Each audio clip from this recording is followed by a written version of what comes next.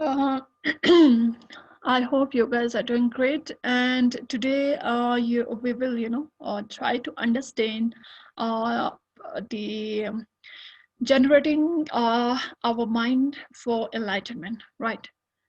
Which is known as Samskit, Jamchuk Chokto Samskit Pa in Tibetan language.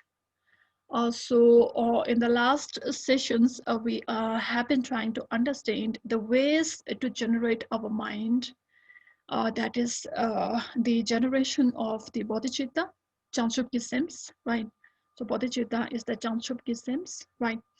The ways which we discussed were, the seven precepts of cause and effect, which is known as the Gyudas Mangaktun in Tibetan language. And the second way forward, or the second method for the generation of, bodhicitta, that we have discussed in the last session was, it was equalizing and exchanging, you know, equalizing and exchanging cells to others, right? That in Tibetan language is Dakshan Nyamji, right? Dakshan Nyamji. Dak is the self, Jan is the other, right? And Nyampa is the equalizing, and exchanging is the Jiva, you know. We are exchanging each other experiences, right? So those were the prominent, methods of, generating our mind, that is, developing the bodhicitta, two ways to, develop bodhicitta. These are the methods, which are prevalent, especially in Tibet. And it was, propagated by Atisha. Atisha, he is a great Indian Buddhist master. So Atisha came to Tibet, and then, he taught uh, prominently this, methods, right?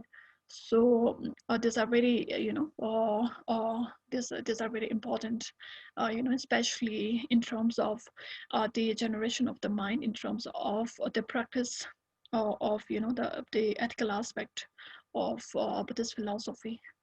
We have been trying to understand that in the last two sessions. So again, then, today we will try to understand what, the generating the mind for enlightenment is, right? Also, generating the mind for enlightenment is, in Tibetan language, is Jamchuk Choktu Semskitpa, right? So how, or to generate our, how to develop our mind towards the attainment of the enlightenment, how important it is, right? So what is the nature of generating our mind towards enlightenment, right? So why do we need to generate our mind towards enlightenment, right? So there is there are three, famous, prominent verses, which we call Sikchat verses in Tibetan language is called Sikchat, from the uh, Shantideva's, Guide to Bodhisattva's Way of Life, which is Shachuk Bodhicharya Avatara. It is written by Shantideva. So these verses are from the Shantideva's text, Guide to the Bodhisattva's Way of Life. Also, in this text, these verses shows the way. It describes, it explains the way to generate the mind for enlightenment, right? So the verses goes like this: with a wish to free all sentient beings, I shall always go for refuge to the Buddha, to the Dharma, to the Sangha, until I reach full enlightenment, right? So the second verse goes like this: enthused by wisdom and compassion, today in Buddha's presence, I generate the mind for full awakening for the benefit of all sentient beings. And the third one is, as long as space endures, as long as sentient beings remain, until then, may I too remain and dispel the mysteries of the world, right? So these are the verses usually, you will find, maybe, Louis, your teacher might be, reciting these verses, regularly on regular basis, because generation of the mind is one of the quintessential practice in Tibetan Buddha, in Buddhist practice, right? So once we understand the metaphysical side of the teaching, that is understanding the reality of all phenomena, the realization of the emptiness, right, and the interdependent origination, right. So that is in terms of the understanding of the view, that is the stawa, right. In Tibetan language, the view is stawa, the understanding and the realization of the stawa, right. So and then with this realization has to go with the practice, right, shuddha, which is the shuddha, right. The shuddha is in terms of generating our mind, in terms of practicing the bodhicitta and the practicing loving kindness and compassion, right. That is the practical side, right. So these two has to go together, right. The view and the practice, right. Stava and the shuddha, right.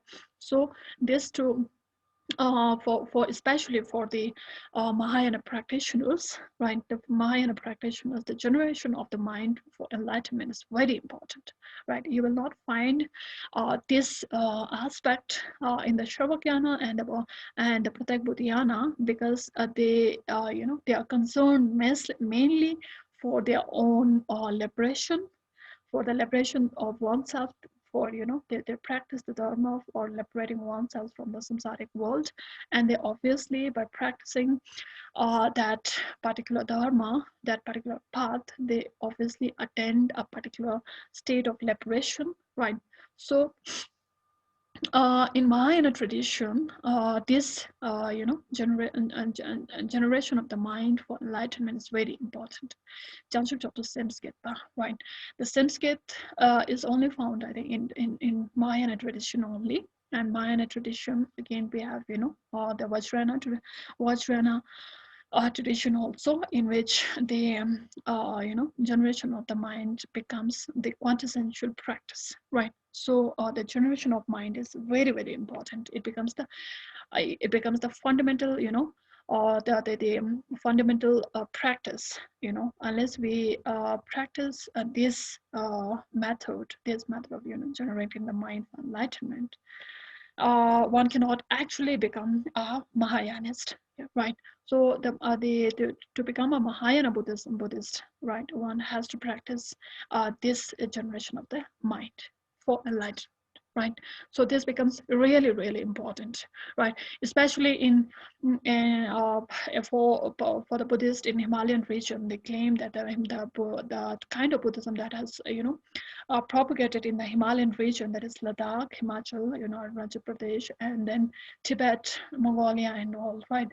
So the kind of Buddhist tradition that have propagated in this region is considered to be Mahayana Buddhism, right? So the basic foundation of the Mahayana Buddhism is the generation of our mind for enlightenment, right? So unless we have that, if we do not practice this method, then we cannot be called ourselves a Mahayana practitioner, right? So to become, just like to become a Buddhist, one has to go to refuge to the Buddha Dharma and the Sangha, and that is the gateway, gateway to take refuge is something like the gateway to enter in the Buddhist tradition.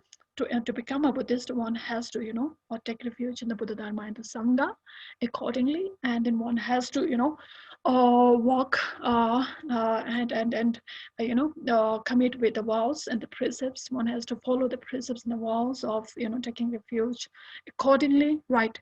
So similarly, just like taking refuge is important to become a Buddhist, to become a Mahayana Buddhist. On top of that, on top of taking refuge, one has to, on the practical aspect, one has to generate one's mind towards enlightenment, right? That is the fundamental thing, the fundamental, the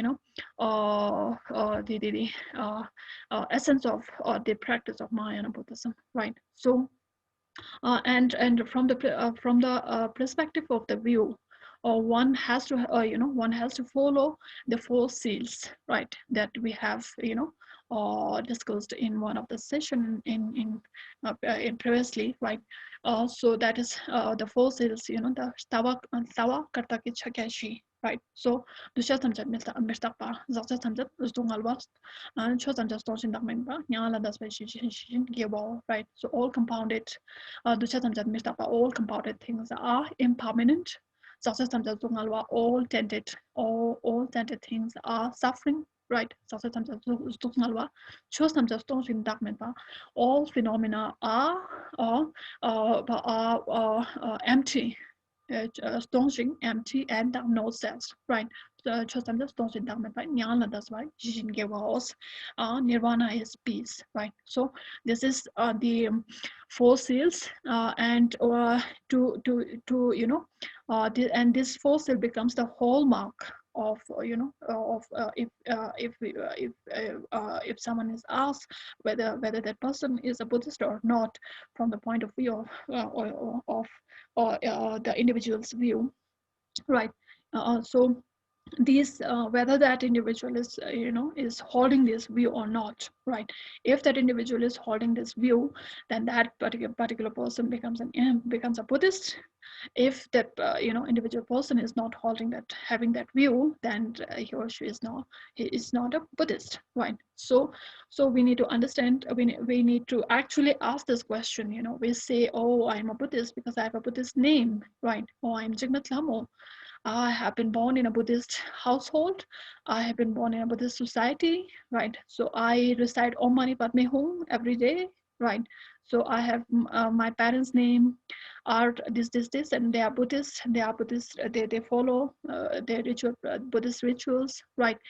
During the birth and during deaths, they follow all rituals. They go to to visit monasteries, and then they attend the monastic or rituals and the monastic festivals, right.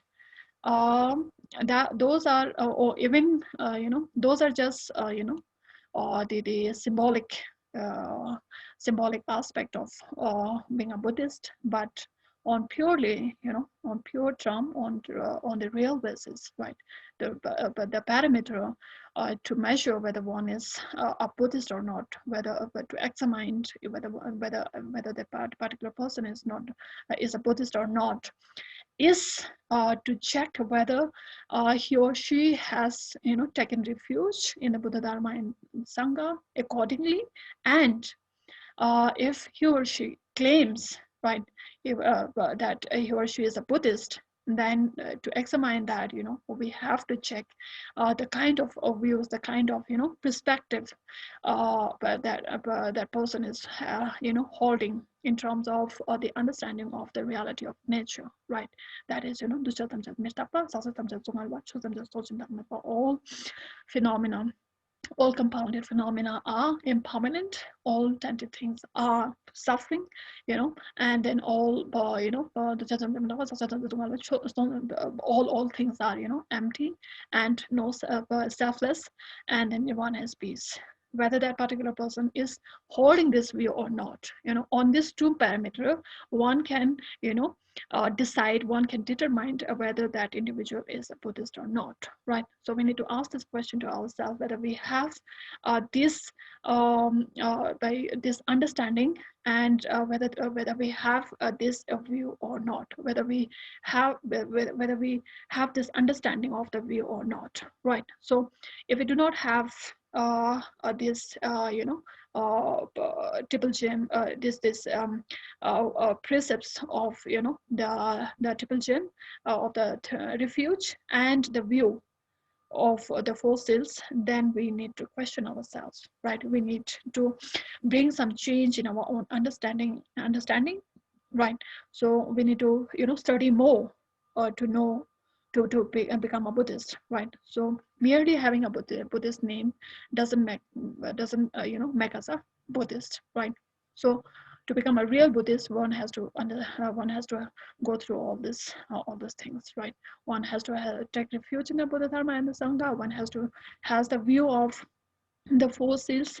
And on top of that, if someone claims to be a Mahayana Buddhist, right, so he or she has to generate, she has this determination and this commitment of generating the mind for enlightenment, right? So that becomes the foundation stone of becoming a Mahayana Buddhist, right? So that generating the mind for enlightenment is very important. Jangchup Chokto Sim Skidpa, right? So Jangchup is enlightenment, Sim is the mind, and Skidpa is the generation or cultivation of the mind for enlightenment, or generating the mind for enlightenment, right?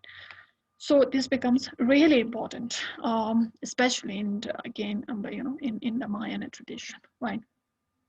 Also, these three verses, right?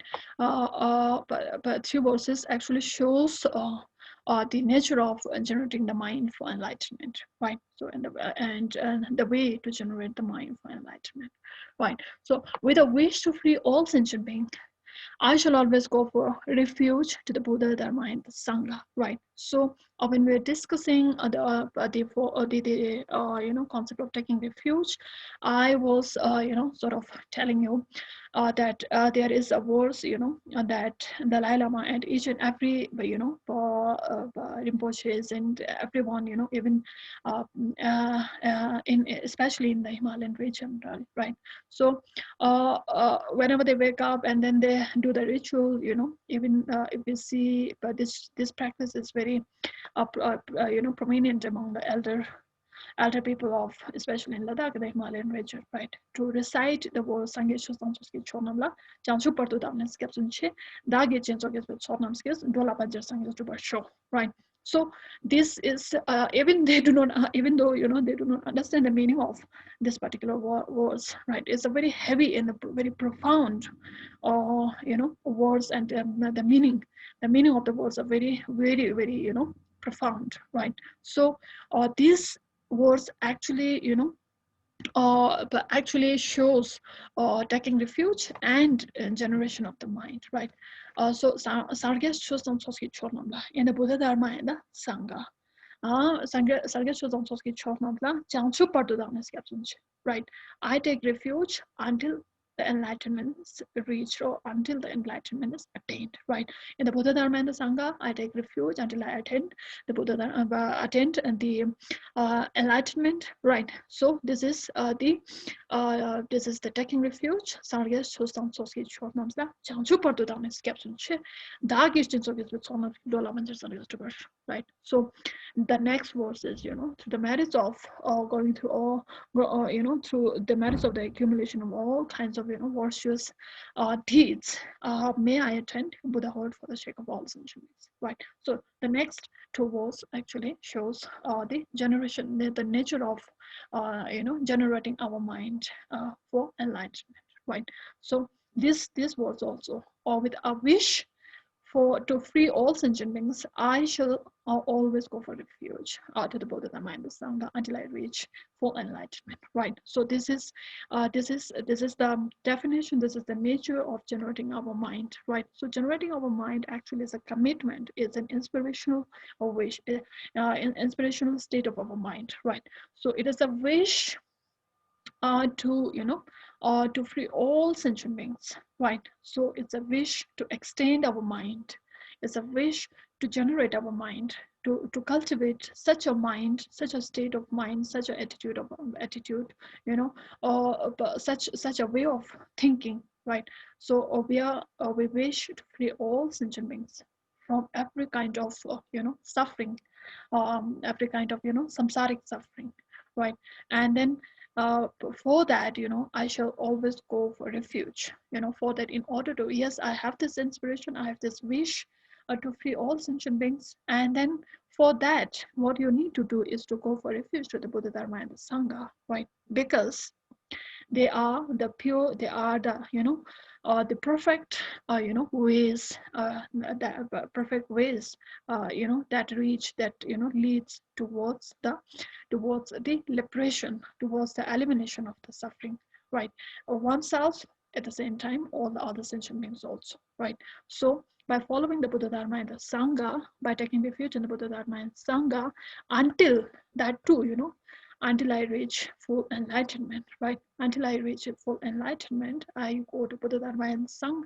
I go for refuge to the Buddha Dharma and the Sangha, or with a wish to free all sentient beings, right? This is the nature of generating our mind for enlightenment, right? So again, the enthused by wisdom and compassion, right? Wisdom is the shizdap, and compassion is the tapsdam shizdap, right? So whenever we talk about Buddhism in a holistic manner, then we talk about taps and shizdap, right? All the teaching of the Buddha actually can be summarized in taps and shizdap, right? So taps is the wisdom, and taps is the compassion, and shirap is the wisdom, right? So pragya, which is the wisdom, right? So enthused by wisdom and compassion, today in the Buddha's presence, I generate the mind for full awakening for the benefit of all sentient beings. Again, this wish is not an empty wish, right? So this wish is enthused by the wisdom of the realization of the emptiness, right? Wisdom of the realization of the interdependent origination of all phenomena, right? So the wisdom of the realization of the non-inherent existence of all phenomena, right? The wisdom of the impermanence of things, the wisdom of the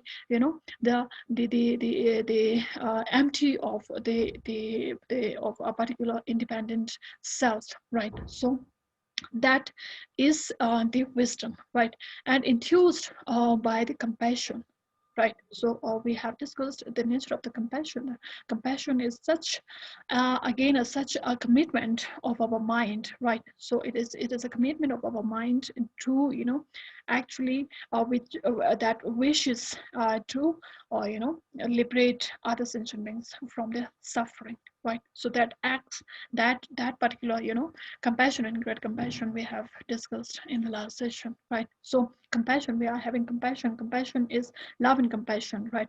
The two aspects of the same coin. Just like the emptiness and the interdependent origination are two aspects of the same coin, right? Of course, doshos or the opposite are obviously different, because each has different qualities, right? So the uh, uh, compassion is the inspirational ways to free all sentient beings from their suffering, right?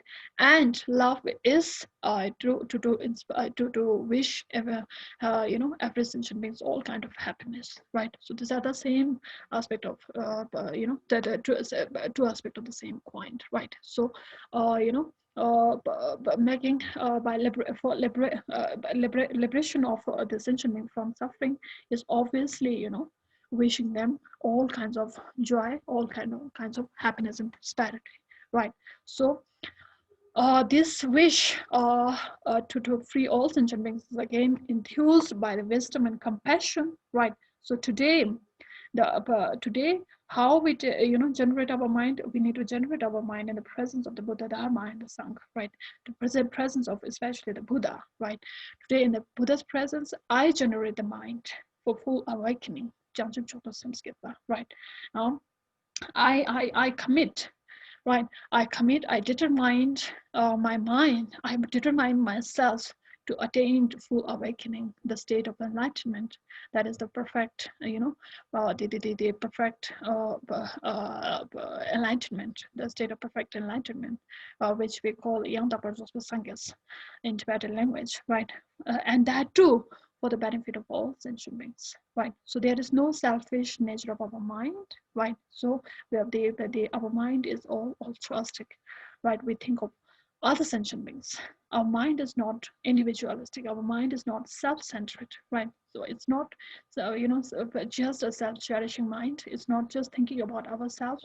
It's opposite of that, right? It is thinking about other sentient beings, right? So so the way to think about other sentient beings, why we need to think about all sentient beings, how we think about all sentient beings, how we sort of discussed in the previous sessions, right? So in terms of the seven principle of cause and effect and equalizing and exchanging self and other, right? So in terms of that, we sort of discussed why we need to actually, generate our mind for the benefit of all sentient beings, right? And then how to do that, there are different ways, so how to have an attitude of perceiving all sentient beings are equal, right? To perceive all sentient beings are our mother beings, right? And why? Because we just like our mother have taken care of us in this life, we have since beginningless time we have been wandering in the samsaric world, and we have taken birth, countless, rebirth, and then during those, rebirth, during those birth, we have been, mothered by all kinds of beings, right? So to recognize all sentient beings to be our mother and to recognize their kindness, right, and their love and compassion, and then at the same time, try to repay their loving kindness, right? So that, and then generating a warm heart of love and compassion, right? And then generating the mind, the bodhicitta, right? So these are the ways. And then again, the other way is to by equalizing and exchanging self to other. These are the methods, by which we generate our mind for the benefit of all sentients, right? So that this precept, this vow is to be taken in the presence of the Buddha, right? So the Buddha is in person. We do not have the Buddha in person, so we can just visualize the Buddha, of the all direction, all the 10 direction, right? So Chokchui sang, as we say in Tibetan language. So in the presence of the Buddha of the 10 direction, right? I develop, I commit my mind for the attainment of full awakening state, for the benefit of all, for the welfare of all sentient beings, to liberate them from from all kinds of suffering, right? So, and then the last was, as long as space endures. So this is a commitment, this is a determination, right? So we determine ourselves, we make a commitment to ourselves, that, unless, as long as the space endures, the space, endures, it seems it will last forever, something like that, right? Unless it actually shows the profundity of our commitment, how strong our determination, how strong our commitment is, right? So as long as the space endures, as long as sentient beings remain, as long as sentient beings, the entire sentient beings remains in the world, as long as the sentient beings do not get, liberated from the samsaric world, right, until then, may I too remain, right, may I too remain and dispel the mysteries of the world. I determined to, remain in the world, to dispel, to show all sentient beings the right path, to dispel the ignorance, and then to liberate them from their miseries, right? So this is their, the nature of the commitment that one do, or when while, generating the mind for enlightenment, right? So it's if you just look at it just like that, it looks very simple, right? But it's not that simple, at it as it appears, right?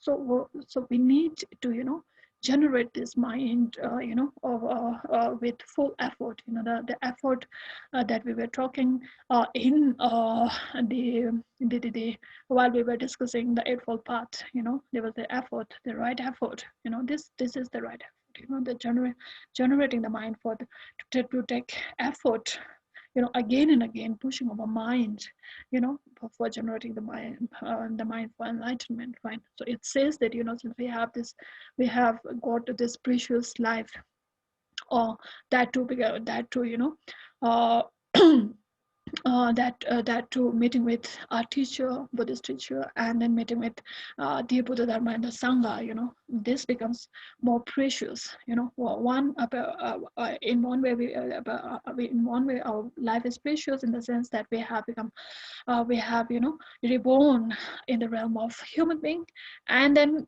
being born as a human. On top of that, we have born in a Buddhist society, and then we have got the time, we have got the opportunity to you know listen to the Buddha Dharma, right? And then we have got the opportunity to practice Dharma. That is the greatest gift, that is the preciousness of our life, right? So it says that by without even um, without even sparing a minute, every single minute is that we need to generate this mind, right? So with gradual practice, we our mind becomes habituated with this kind of way of thinking, right? Thinking about other people. But it's very difficult. At the same time, it's not that difficult also, right? If we practice, right? So if someone says, oh, do you think about other, right? We just pin, if we just ask this question to ourselves, do you think about other people or not? It will it will just give a blow to yourself, right? Oh, but when do I think about other people, right? Did I think about benefiting anyone today? Did I think about benefiting anyone yesterday, right? So these are the question, whether we are thinking about other people or not.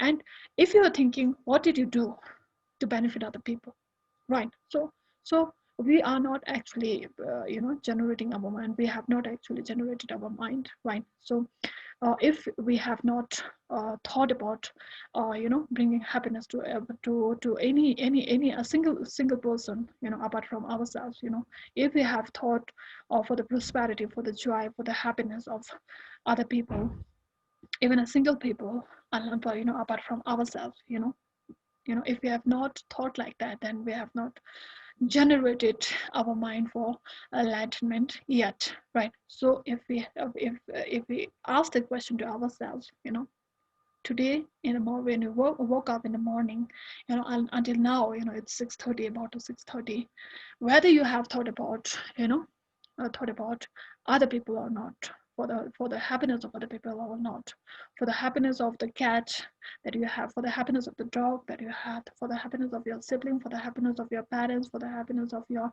neighbors, for the happiness of the entire people on this earth, and for the happiness of the all sentient beings, for the happiness of the all living beings, right? So there are lots of you know uh, uh, suffering, so many suffering, so many different kinds of various suffering that we actually perceive. There are wildfire that is creating huge miseries in California and in different different regions in America and other places. And they are and then we have corona, right, because of which the entire world has halted at a point, right? So also, and then because of that, there are people losing jobs, and there are people who are not getting, because of losing jobs, they are not able to earn money. And then they are because they are not able to get, earn money, they are not able to not able to eat even a single day. There are people, right? So whether you have thought about all those people or not, today or yesterday or day before yesterday, right? Just now, have you thought about that? Right. So if we have not thought about uh, this way, this like this, right? So then we have not generated the mind for enlightenment yet, right? So uh, so this particular verse is from Shantideva's Guide to Bodhisattva's Way of Life, right? So this is a text that, Bodhicharya Avatara, that is written by Shantideva Lopanchiwala. In Tibetan language, it is known as Shchuk, right? It's very important. One has to actually read this text, right? So then you will actually understand what, what Buddha has taught, right? So it is one of the texts. So the term English term enlightenment is the Western translation of the abstract noun both body, the knowledge or wisdom or awakened intellect. Bodhi, which has come from buddhi, right? Buddhi is intellect, right? Knowledge of wisdom or awakened intellect of a Buddha, right? So enlightenment actually it implies the knowledge, the wisdom, the awakened intellect of the Buddha, right? The Bodhi, right? So the enlightenment actually is the Western translation of Bodhi, right? So the verbal root both means to awaken. The Bodhi is made up of this word both, right? So both होना means you don't to know something, to know someone. उसका बहुत है कि नहीं in Hindi Hindi Hindi language में से उसका बहुत है कि नहीं उसका ज्ञान है कि नहीं बहुत होना मीन्स जानकारी होना to have some knowledge to have knowledge about anything right both कराना right so both means to awaken and its literal meaning is closer to awakening right so awakening awakening means sangspa right sangspa means maripala sangspa right maripa is awakening from the slumber of ignorance right so awakening although the term bodhi is also used in other Indian philosophies and tradition bodhi is also in Hindu philosophy also they also talk about bodhi right but the level of bodhi they are talking about it different of us obviously right but its most common usage is in the context of Buddhism, right? So, enlightenment is the state of mind which is free from all kinds of defilements and endowed with all the knowledge, right? So, enlightenment, Sangnirgyas, right? Sangnirgyas is the state of mind. Enlightenment is the state of mind which is free from all kinds of defilements, right? Defilements about defilements we have spoken about defilements the root the fundamental defilements are basically three kinds right those are also known as the three poison right ignorance right attachment and hatred right these are the root defilements right and again all there are so many defilements we don't even know at the moment right so when the causes and the condition appears all these defilements tend to appear in our mind right so we also have spoken about the defilements when we were talking about the mind and the mental factors also right so there are different mental factors like the six root destructive emotions that it actually talks about the certain fundamental defilements right so basically if we categorize defilement we can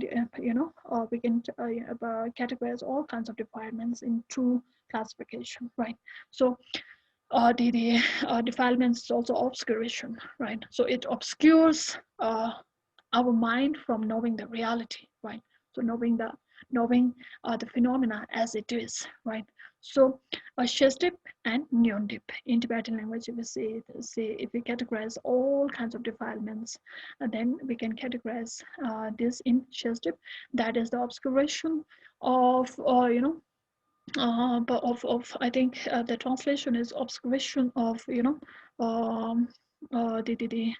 obscuration of our mind from knowledge or something that the translation is something like that and the defilement of the obscuration of defilement right so Shesdip and Yondip right and enjoyed with all kinds of knowledge right Sang Rgyas Sangspa means Maripala Sangspa awakening from the slumber of ignorance awakening from the darkness of ignorance and Rgyaspa is endowed with all knowledge our mind has become endowed with all kinds of knowledge so Samrikyas, that is the state of our mind enlightenment is the particular state of our mind right so the mind for enlightenment or bodhicitta is a state of mind that is altruistic and is derived on the basis of two fundamental true aspirations right so the generating our mind that is bodhicitta is again a state of our mind which is altruistic in nature altruistic in the sense it is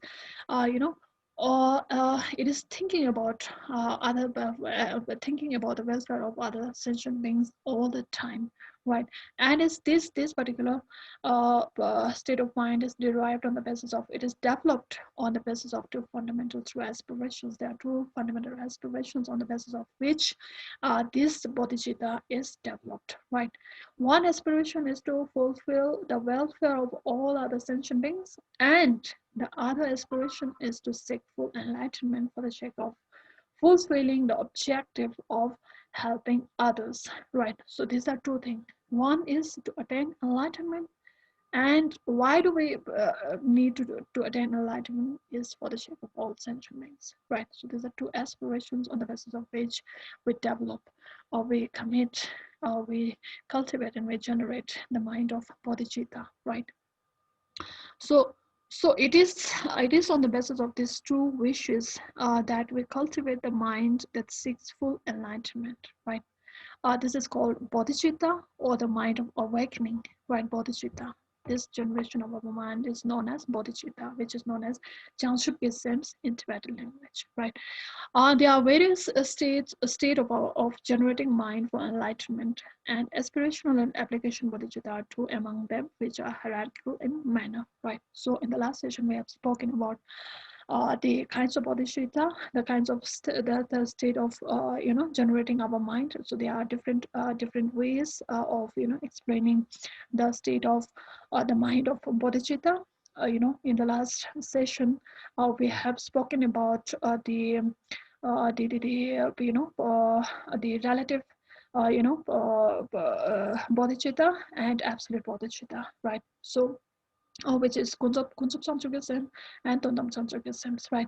And then we again spoke of the aspirational and application bodhicitta, which is Smonpa Samskrit and Jukpa Samskrit, right? So we also have spoken about awards which we have taken from the Shantideva's Guide to the Bodhisattva's Way of Life, right? So and then we also have discussed about other three kind of generating our mind, three kind of the bodhisattva way of life, right? One is king-like bodhicitta, right? Shepherd-like bodhicitta, right? Boardman-like bodhicitta. We have discussed about this in the last session, right? So these two, especially the Monpa Samskrit and Jukla Samskrit, right? The aspirational bodhicitta and application bodhicitta. These are among one of among the many state of many ways of generating the mind, many ways of classification of the state of the generation of the mind, that is the bodhicitta.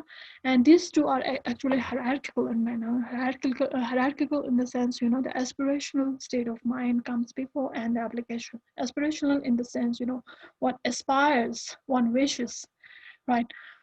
To attain enlightenment for the sake of all sentient beings, and then one actually act, one actually commit to act, but to one actually apply those thinking in practice, right? One actually walk on the path of or path or a path that actually leads towards enlightenment, right? With the attitude to benefit all sentient beings, right? So there's a hierarchical in the sense, one comes better, the aspiration comes before, and then the thinking comes before, the attitude comes before, and then one brings that thinking practice, right? So that in that way it becomes hierarchical, right? And then if we we already have explained the words, right? We just written this few lines. The first verse basically states that motivated by the wish to free all sentient beings, I will go for refuse to put dharma and sangha until I attain full enlightenment, right? So this is the first verse, the picture, the verse that shows the kind of the way to generate our mind, right? So how to generate our mind? We first we need to take refuge in the Buddha Dharma and the Sangha, right? That too until I attain Buddhahood, until I attain enlightenment, right? So why do we need to take refuge until one become enlightenment? Because once we become enlightenment, we ourselves will become the refuge. The one who give refuge, right? The object of refuge, right? So, so until then, we need to take refuge in the Buddha Dharma and the Sangha, right? Then once we once we become enlightenment, our body will, we ourselves will become the source of the refuge, right? So we will become Dharmakaya, right? So that is, there's a whole discussion in terms of this. So the second verse states that this is reinforced with compassion and is grounded in true insight or wisdom, right? This generation of the mind has to be grounded on the basis of the true insight of, or the wisdom of emptiness, right? So with this, with enthused with this compassion and wisdom, I shall generate the mind for enlightenment in the presence of the Buddhas here today, not tomorrow, here today. It needs to be done today, right? So if you wish to attain enlightenment, if you wish to to bring happiness to all sentient beings, then you need to do this commitment today only, right now, here, right? So that is very important, right? So who knows, who knows whether there will be a tomorrow or not, because life, because of the uncertainty of all phenomena, right? So death comes, that because of the nature of the death is uncertain, death is uncertain, right? Life is not certain, death is certain, right? So this is very important to give, to hold in our mind, right? So the next is, the next verse shows the wisdom of emptiness. The wisdom of emptiness, the insight of emptiness, right? So reinforced with compassion. This kind of attitude has to be reinforced, has to be grounded on the wisdom and compassion, because through the cultivation of the right insight, the wisdom of emptiness, we will gain the awareness or the knowledge, right?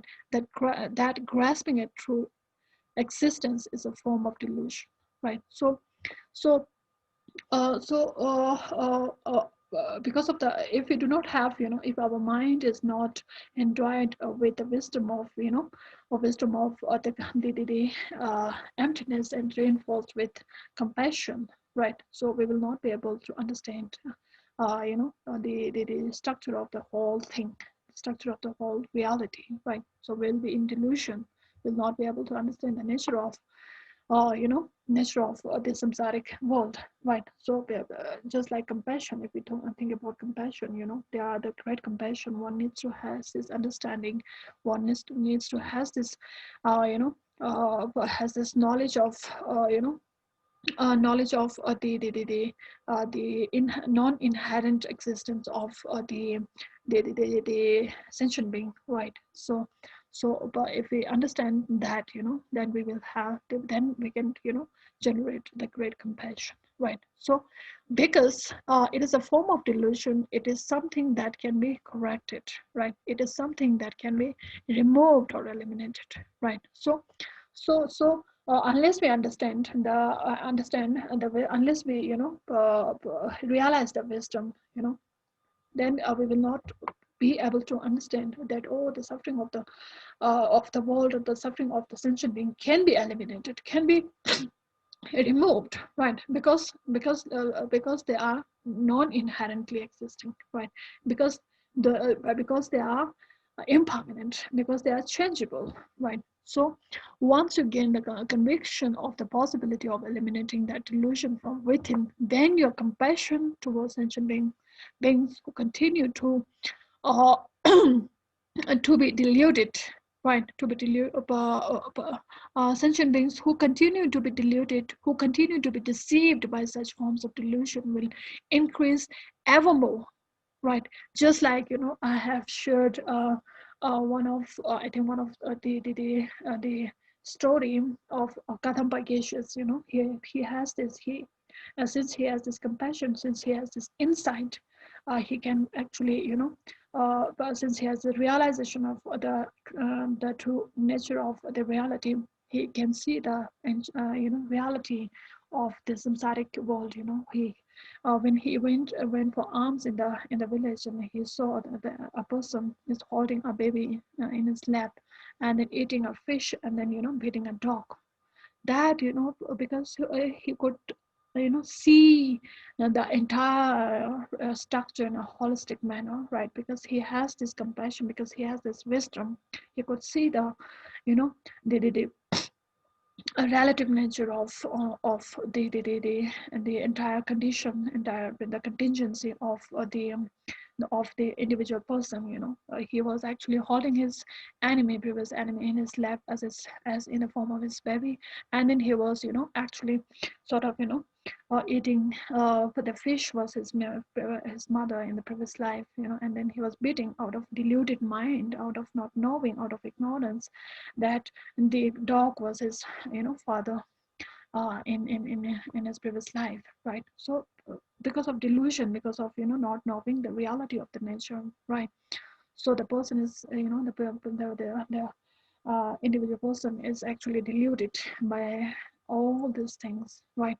So if one can see that reality, then we can generate the great compassion in a very profound, in the deepest manner, right? So this understanding of the reality becomes really necessary, even to, even to generate the great compassion, right? So the understanding the wisdom, realization of the wisdom becomes even more important, even more necessary to even to generate the great compassion, right? So hope deceived by such forms of delusion will increase ever more, right? Because that there is a way out, right? So this, because since you realize the true nature of the reality, so okay, there is a way. I've realized it, just like Buddha has attained it. Buddha has realized the truth, and then he stayed in the forest for 49 days without showing the truth, right? But out of compassion, he could not stay back, right? Initially, he thought that whatever he has attended, whatever reality he has realized, cannot be taught. No one will be able to no one can understand that, right? So he had this thinking in his mind that, oh, if I show this realization, show this truth to someone, then who will understand? No one can understand them. So I'm not going to show this teaching to anyone. I'm just staying back in the forest, right? But out of compassion, his compassion, his compassion was such that could not that he could not hold himself back, from showing the right path to other sentient beings, right? So then, because of compassion, right, because he had this compassion in his mind towards all sentient beings, to liberate them, to set them on the right path, he taught the dharma, right? So this is what the way out. Uh, so so so so no,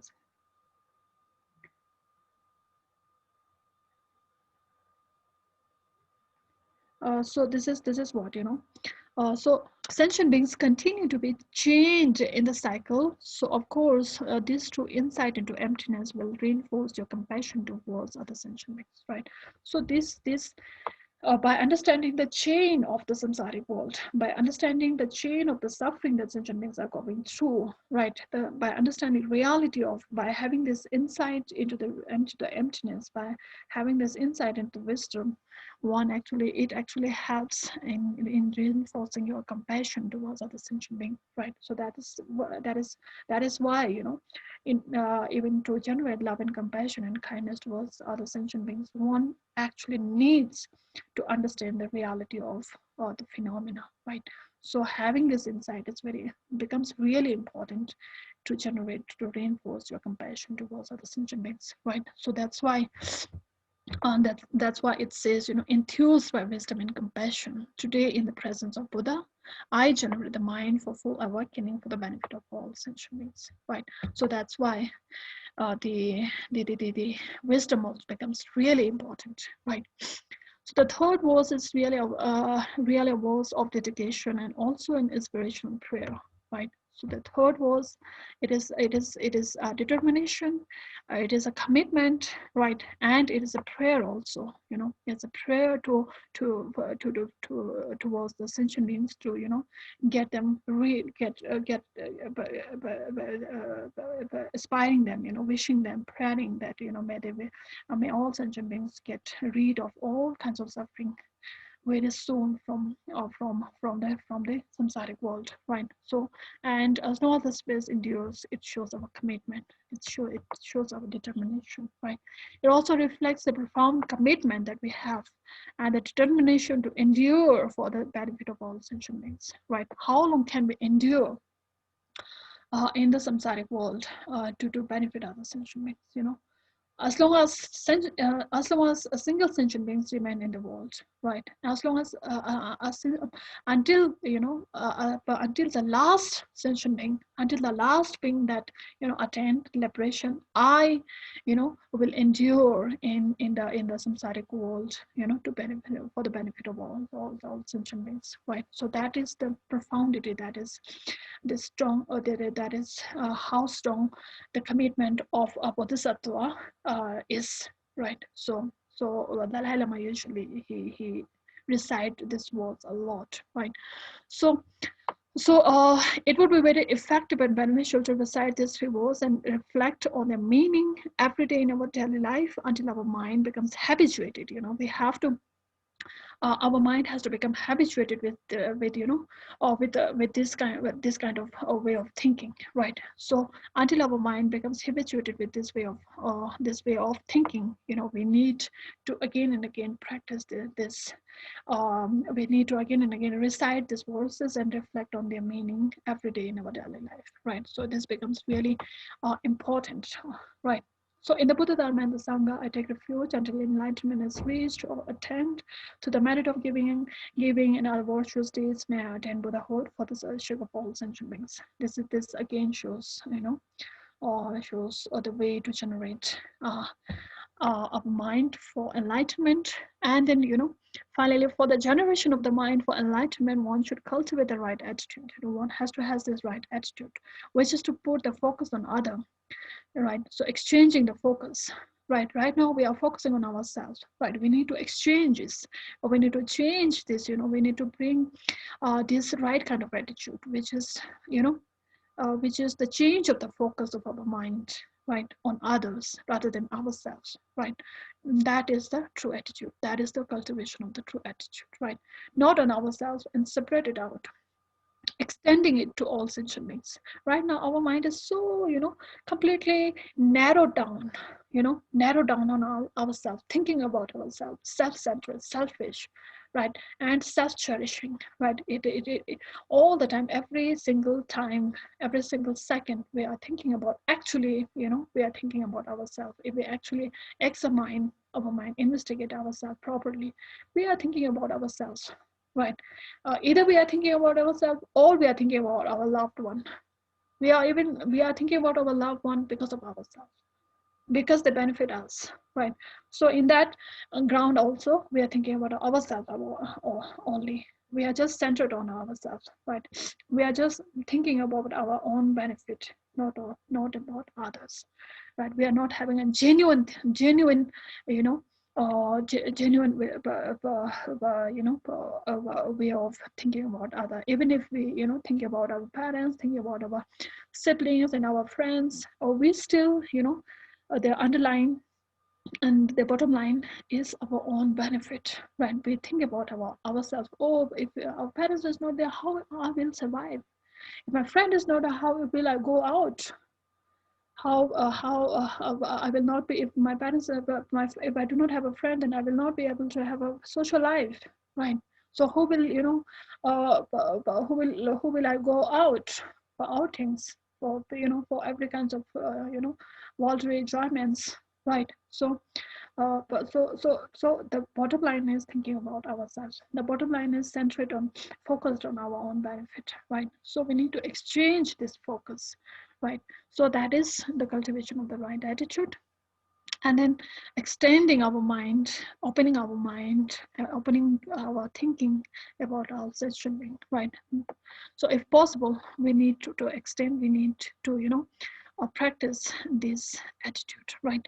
For the benefit of all sentient beings, make a strong commitment that, you will ensure that this altruistic mind will never degenerate, until I attain the perfect enlightenment, right? So we need to make this commitment that I will, never lose this altruistic state of my mind, of generating this towards the benefit of all sentient beings, until I attain the enlightenment, right? So this has to be the commitment has to be there, right? So this has to be done today, and but this is how um, and the how this is the way to generate our mind for enlightenment, and the meaning and the nature of generating our mind for enlightenment, right? So I think this is it for today, and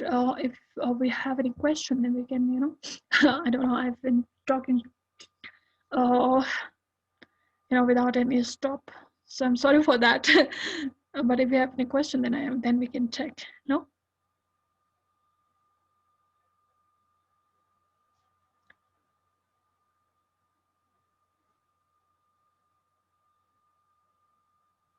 Am I audible to you guys?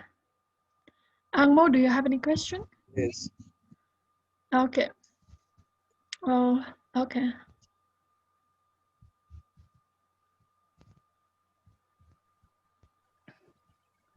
Luis, I don't know, yes. ma'am. Okay. Uh, there's just one question in my mind: Sure. how we can be so motivated to think of such, ma'am, to liberate others also, Mm-hmm. including ourselves. Mm-hmm. So how we can motivate, how we can be inspired to think on that level. Okay. All right. Right. So that is actually, Amo, that is actually, the question. That is actually the question when we talk about generating our mind for enlightenment, right? So this is very, on one level it is very difficult. Then if we think about it, if we sit down and think about it, it is not that difficult also, right? So it's possible, right? So because it is possible, because on the basis that, okay, how do we generate our mind for the liberation of other sentient beings, right? So just think about yourself. First of all, first of all, just think about yourself. What do you think about yourself? What do you need, right? So you need happiness, right? You need joy, you need pleasant, you need all kind of prosperity, and you want all kinds of portions, right? So basically you want happiness, right? So, or just like you want happiness, right? Each and other sentient beings, also aspire, also, wish to attain happiness, right? So in that term, all I and other sentient beings are same, right? Just like I look for food, just like just like I need clothes to survive, just like the unit, every kind of, causes and conditions to bring happiness, right? So each and every sentient beings, think like that. Each and every sentient beings wishes and, wish for that particular thing, right? So even a small insect, it says, even a small insect has this wish in their mind to, to attain happiness and to avoid, any kind of, problematic thing. Even if we, for an insect, if there is a, a worm, or an insect, if we put our finger, near it, it retracts itself. There's a contraction that happens, right? Why does it happen? Because it does not want any kind of issue, any kind of suffering, any kind of misery, right? Any kind of problem, right? That, will bring by our touching. It doesn't like it, right? Because it is not bringing any happiness, right? So it is fearing it, right? So just like we also fear, right? So they also have this fear in their mind, right? So in that terms, we can, sort of think that, oh yes, each and every sentient being, just like me, each and every sentient being in the world, they also wish for happiness, right? So in that term, that, the self-centered thinking, having just a selfish attitude is not, not good. That is completely trivial, right? So that is one way to, think about other sentient beings. And the second way is, since each and every sentient beings are equal, right? Because being a Buddhist, you know we believe in rebirth, right? In the concept of rebirth, right? So in the but since, you know I have taken birth countless time, that in during that countless time, all I have been mothered by some sentient being, right? And then that sentient being is again, or wandering in the samsaric world, just like me, right? So I need to walk towards their liberation, right? So because they have been our mother, they have taken care of us, right? So we need to repay. We need to become so humble. We need to generate this humility of our mind, right? So in that term, or we need to actually, or think about liberating, actually think about bringing happiness to other sentient beings, right? So these are the ways, these are the reasons that we need to generate our mind for the sake of all sentient beings, right? So I think, Dejan, I made some sense to you. Yes, ma'am. Okay, great. Luis, do we have a question?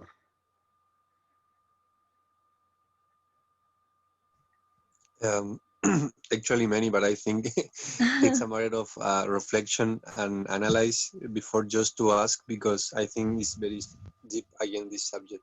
So Uh-huh. I don't have questions right now. Okay, great. Great. Okay, then I hope I made some sense, to, make any understanding in terms of the generating of mind for enlightenment today. So we'll meet tomorrow with another topic. Till then, take care. I will end our session here. So, no? Okay, ma'am. Okay. Okay, thank you. Okay, take Thank you. care. Bye-bye. Okay. See you tomorrow. Bye, Okay. Dechen. Yeah, Bye okay. bye. Bye, teacher. Okay, bye-bye, Louise. Bye, Dachin. See you tomorrow. Okay.